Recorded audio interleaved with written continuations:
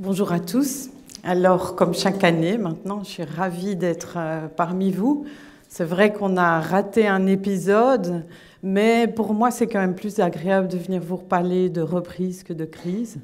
Donc finalement, dans le cas de la macroéconomie, c'est peut-être plus sympathique d'attendre un an pour se revoir. Alors, aujourd'hui, on va traiter du bâtiment va quand l'économie va. Vous connaissez l'adage qui dit que quand la construction va, tout va. Il y a un adage qu'il faut quand même revoir régulièrement, et c'est bien celui-là. Donc on va voir dans quelle mesure ça n'est pas un peu grâce à la reprise de la croissance économique qu'on a des circonstances très favorables pour l'immobilier. Et attention, tous les segments ne sont pas dans le même panier. Alors, quel type de reprise avons-nous? Une reprise, vous allez le voir, je vais vous en parler tout de suite, une reprise qui est basée sur l'entreprise, une reprise qui est basée sur la manufacture, à savoir les entreprises qui produisent des biens.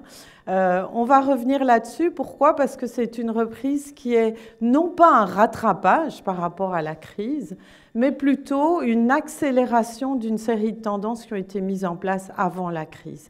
Ces accélérations, c'est, vous le savez, les transition démographique, transition climatique, transition digitale.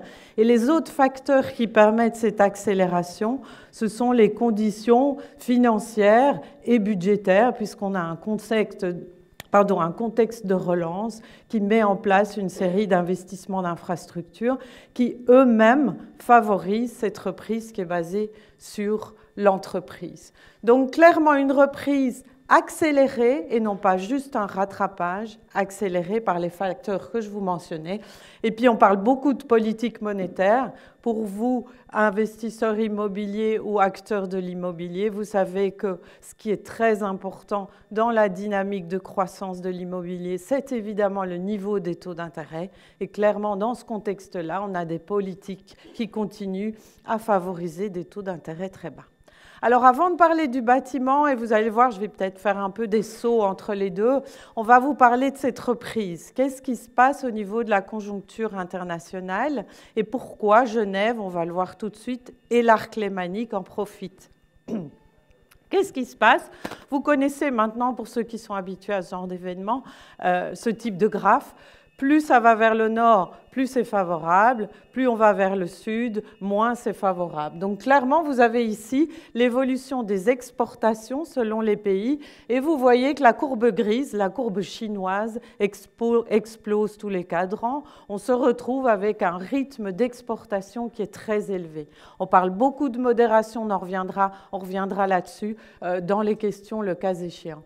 Et cette reprise qui a évidemment été initiée un peu plus de ce côté-là du monde, puisque finalement ils ont eu moins de mesures de restriction, ou en tout cas ils ont été relevées plus tôt, la reprise chinoise a tiré très largement le reste des régions, et notamment la Suisse, et on verra pourquoi. Vous voyez que la dynamique des exportations de la Suisse est très soutenue. La Suisse n'est pas un pays atypique. C'est vrai que la Suisse profite énormément de ses exportations, mais vous allez le voir, ça n'est pas le seul pays qui bénéficie de cette reprise mondiale. Alors, reprise, je vous le disais, manufacturière. Alors, pourquoi? Parce que dans les échanges internationaux, ce qu'on observe et pourquoi c'est aussi dynamique, c'est que les trois principaux secteurs des échanges internationaux, à savoir la construction, tout ce qui est matériaux, matières premières qui servent à la construction. Deuxième principal secteur du commerce mondial, ce sont les automobiles qui ont fortement repris en parallèle avec la construction. Vous achetez une maison à l'extérieur de la ville et vous achetez la voiture qui va avec. Et également parce que l'automobile bénéficie enfin de cette demande vers l'électrique.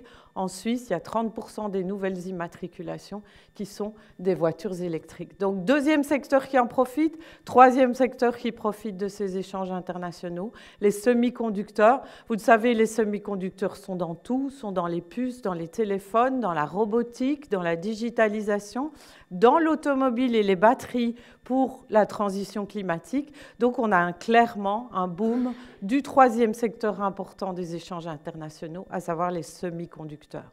Alors pour l'instant, on parle beaucoup de goulot d'étranglement. C'est vrai que ça réduit l'activité de certains secteurs. C'est très atypique à cette crise. De nouveau, je n'entre pas dans les détails, mais volontiers pendant les questions. Ces goulots d'étranglement sont liés à la fois à des manques de capacité de stock, mais aussi à la fois à des délais de livraison qui sont sensiblement prolongés, allongés, et des coûts de livraison qui sont élevés. On revient volontiers là-dessus. Ça n'empêche pas, vous voyez bien, la croissance des exportations mondiales qui reste très, très dynamique. Alors, quand les exportations vont bien, et là, je en finirai sur l'entreprise avec cette identité-là, quand les exportations vont bien, le reste, les investissements, la profitabilité des entreprises fonctionnent. Et c'est le lieu de cette relation étroite que vous voyez entre la courbe bleue qui est poussée un peu dans l'avenir, qui est poussée dans les prochains mois. Cette courbe bleue, elle vous témoigne de la dynamique des exportations qui reste très forte. Et qu'est-ce qui se passe quand on a des perspectives d'exportation? On investit, on a des projets, on déploie les efforts d'investissement. Alors, pourquoi est-ce que ça favorise un cercle vertueux au niveau de l'entreprise? Eh bien, parce que vous investissez dans du matériel qui va vous permettre d'être plus productif, des nouveaux processus qui vont alimenter votre profitabilité et donc vous bénéficiez. Vous ne bénéficiez pas, non, vous contribuez en tant qu'entreprise à un effet d'entraînement de cette activité. Et ce sera le cas en 2022. C'est pour ça que je suis à nouveau porteuse de bonnes nouvelles pour 2022. Effet d'entraînement des entreprises lors de leurs investissements. En Suisse, on a 50% des investissements des entreprises qui sont dédiés à la recherche au développement, à la digitalisation, à tout ce qui est nouvelles technologies. Donc clairement, les entreprises investissent pour leur profitabilité et cet effet d'entraînement, il va porter les entreprises en Suisse également. Alors, qu'est-ce qui se passe à Genève? Est-ce que Genève est l'arc lémanique? Je ne sais pas si vous avez entendu parler de cette récente étude qui montrait que le canton de Vaud avait une performance économique largement supérieure même aux États-Unis. Donc, clairement, le canton de Vaud et de Genève ont deux secteurs qui ont clairement favorisé, on va dire, le repli mineur de la croissance lors de la crise. On a perdu à peine 2% de la croissance au cours de la crise pandémique en termes de valeur ajoutée. Lors de la crise financière, on avait perdu plus de 3%. Donc clairement, la crise était moins profonde pour nous à Genève qu'ailleurs, à Genève et dans le canton de Vaud. Pourquoi? Eh bien, vous le voyez, les secteurs qui sont illustrés en bleu clair et qui vous montrent qu'on a plus que récupéré l'activité d'avant-crise. Ces deux secteurs-là sont les secteurs principaux des exportations genevoises, l'horlogerie et la chimie pharma, deux secteurs qui rayonnent également dans le canton de Vaud et donc qui stimulent clairement la croissance. Vous regardez la courbe verte, le PIB, on a déjà récupéré les niveaux de 2019, donc clairement, on n'a pas une crise qui se poursuit avec des conséquences, des traces indélébiles. Par contre, les traces indélébiles, on les retrouve bien évidemment dans ce secteur qui est toujours en souffrance, qui n'a pas bénéficié de normalisation, le secteur de l'hôtellerie et de la restauration, même après la réouverture, et on va revenir là-dessus, et le secteur lié au récréatif. On est toujours à peine 30% de l'activité de départ. Donc clairement, c'est un secteur qui a besoin d'être restructuré, en tout cas soutenu. Vous avez vu le plan de relance de la Confédération qui soutient la rénovation dans l'hôtellerie. Ce n'est pas suffisant. Vous avez là-dedans une série d'employés qui sont des jeunes peu qualifiés et donc la reconversion est indispensable dans ce secteur également, potentiellement des surcapacités à réduire. Mais ça, c'est un secteur en souffrance. Il faut cibler l'activité ou les plans de soutien sur ce secteur-là. Vous voyez que le reste de l'économie va assez bien. Alors, pour pouvoir parler du bâtiment, là où je me concentre aujourd'hui, vous l'avez vu qu'au niveau de l'entreprise, on a la sensation que tout va bien. On va voir, est-ce que ça a des conséquences favorables par rapport à l'univers des bureaux? On sait qu'on a énormément d'arcades vacantes, pas d'arcades, pardon, de surfaces de bureaux qui sont vacantes à Genève. Est-ce que c'est un souci? Vous voyez que l'activité n'est pas un souci. Toute la question va être le changement de comportement potentiel avec l'introduction du télétravail et l'introduction des ventes en ligne. Et c'est pour ça que j'aborde la question du particulier aujourd'hui. Que fait le particulier de cette surépargne qu'il a accumulée au cours de la crise? Est-ce qu'il surconsomme ou est-ce que finalement il est en train d'adopter un nouveau comportement par rapport à son budget? Et là, vous avez deux courbes. La première, la rouge, c'est la courbe de la consommation. Vous voyez que clairement, la consommation n'est pas revenue au niveau de 2019 malgré les réouvertures. L'autre courbe, c'est la courbe de l'épargne. L'épargne qui a explosé, 5% du revenu disponible en plus de ce qu'on avait déjà avant, une épargne très élevée. Donc clairement, que font les particuliers de leur épargne? Eh bien, deux choses. La première, c'est qu'ils ont consommé pour acheter des biens durables, améliorer leur logement. On a tous entendu parler du bricolage, les sociétés de bricolage aujourd'hui ont vendu 30% de plus en 2 ans que ce qu'ils ne faisaient avant. Donc clairement, on améliore son logement, on développe des dépenses dans le logement. Et deuxième chose qu'on fait, on investit cette surépargne dans deux types de biens. Les biens mobiliers, qu'on les appelle, c'est-à-dire les marchés financiers. Vous avez vu que tout le monde bénéficie de cette hausse des marchés financiers, que ce soit l'immobilier indirect ou les marchés d'actions et d'obligations. Deuxième type d'investissement, l'immobilier direct, et c'est là où je voudrais en venir, l'immobilier du particulier. Alors, que se passe-t-il au niveau de l'immobilier du particulier? Vous avez ici les courbes qui vous montrent l'évolution des prix des maisons individuelles, des prix des PPE, à Genève en particulier, c'est l'arc lémanique, hein, ce n'est pas que Genève, c'est cette évolution des prix, et puis l'évolution des locations des biens de rendement. Alors, qu'est-ce qu'on observe clairement? C'est qu'on a eu un recalibrage de la demande immobilière en faveur des maisons individuelles, recherche de maisons individuelles dans les agglomérations des grands centres-villes, c'est le cas à Genève, c'est le cas à Zurich, augmentation des maisons individuelles depuis 2019 des prix, 15%, 16% à Genève, 12% à Zurich, 10% en Suisse, donc clairement, c'est le segment qui en bénéficie le plus. Deuxième segment qui en profite le plus, les PPE de grande taille, de plus de 4 pièces, 5, 6 pièces, ce sont les PPE qui ont le plus profité. Par contre, les petites PPE, une et 2 pièces, n'en profitent pas.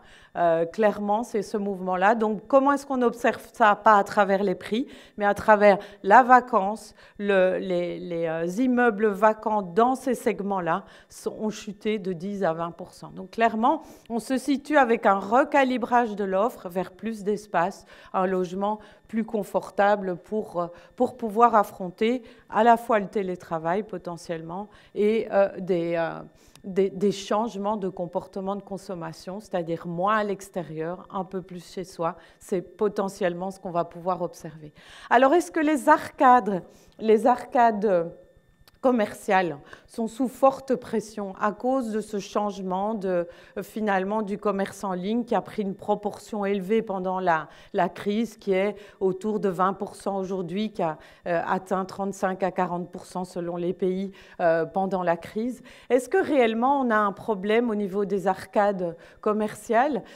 Tout est à relativiser, c'est-à-dire qu'aujourd'hui, il faut voir les arcades commerciales en parallèle avec tout ce qui est logistique. On a eu énormément de surfaces logistiques qui ont été nécessaires, notamment dans l'extérieur des villes. Est-ce que ces surfaces logistiques ne sont pas nécessaires aussi à l'intérieur des villes? Ça, c'est des questions que vous devez vous poser, mais qui nous montrent qu'on n'a pas forcément une problématique majeure du côté des espaces commerciaux, mais plutôt potentiellement des réattributions à réaliser. C'est dans ce contexte-là que les loyers du côté de l'immobilier commercial n'ont pas complètement chuté. Au contraire, on a même encore vu des hausses qui pouvaient s'introduire.